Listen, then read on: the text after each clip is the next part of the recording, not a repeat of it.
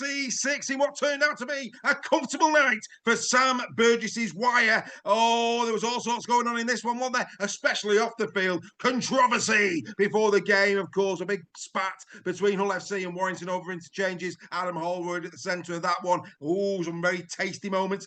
In the tunnel, Richie Myler needed bodyguards to get out of the Halliwell Jones Stadium. Oh, he's a brave boy, isn't he? Going up against Mr. Burgess, who was not happy at all with the way in which Richie Myler and Hull FC conducted themselves over player welfare. What was your thoughts on that? Very interesting indeed. You can sort of see his point. We're going on about concussion protocols, and then we're expecting one less interchange. Really interesting that, albeit do interchanges actually increase the danger? I don't know. Maybe that's a topic for another time. Bottom line is, though, Warrington Wolves came through this one pretty much unscathed. I thought, again, Hull FC, like they did the first time around at the Halliwell this season, had a decent first half. They were in the grind. They tried the best. I'm very impressed with young Charles. I thought Charles, again, had a decent game. I mean, he's got a big future, hasn't he? Really big future as young Charles. I thought he did really well on the night for Hull FC. Got to give credit to him. Good to see Truman back. Didn't quite understand that, though. You don't put a half back on the bench. It was a bit...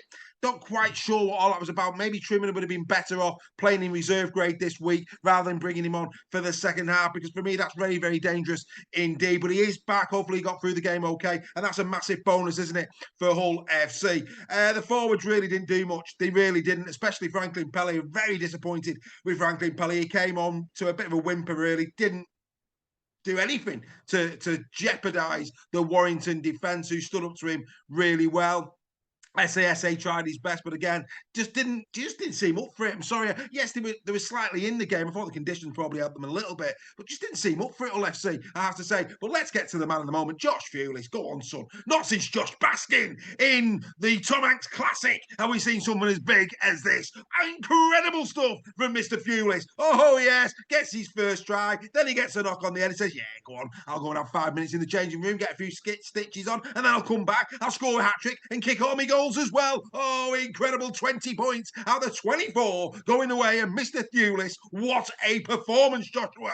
Absolutely outstanding. But of course, for me, the try of the game was the Williams one. Beautiful stuff from Drinky. Drinkwater back in the side. A lot of pressure on Josh Drinkwater coming into this one for the Warrington Wolves. And he stood up to that pressure really well. Lovely little dummy. Off he goes. There's George Williams on the outside. There goes the ball, and Mr. Williams flies in under, well, not under the sticks, but close enough to get himself yet another score in the 2024 season. Drinkwater on the night, that assist from him. He did 68 metres from 15 carries. Easy for me to say. One tackle bust, of course, for that try, and a clean break again for that try.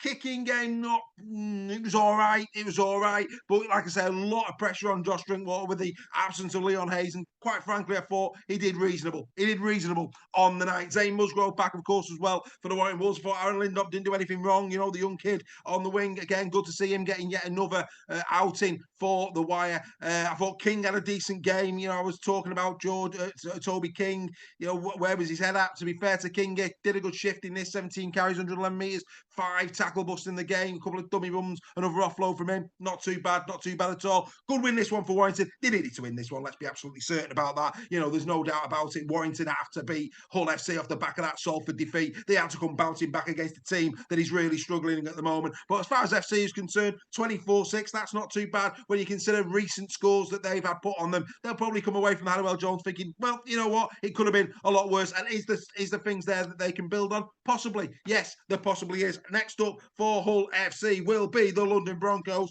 They'll be pleased to get to that one.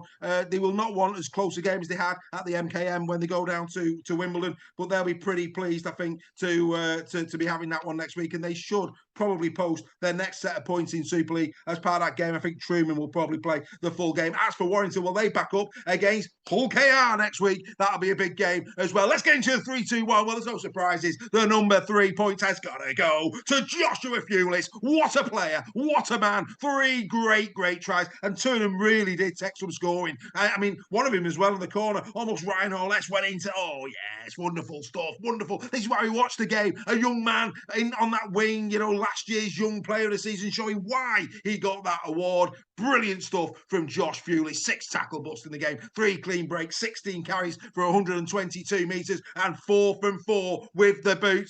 Brilliant stuff, Josh. Absolutely outstanding. The 2 points again have to go to Matt Duffy. Duffy's in impeccable form, isn't he, this season? He really, really is. Another try assist for him. He was all over him all night. 7 tackle busts in the game, 2 clean breaks, 26 carries for 248 metres. Absolutely outstanding from Matthew Duffy. Good evening, sir, and very well played. So 2 to him, and 1 goes to Georgie Williams. Williams again, a nice try, of course. 32 carries, 131 metres from him.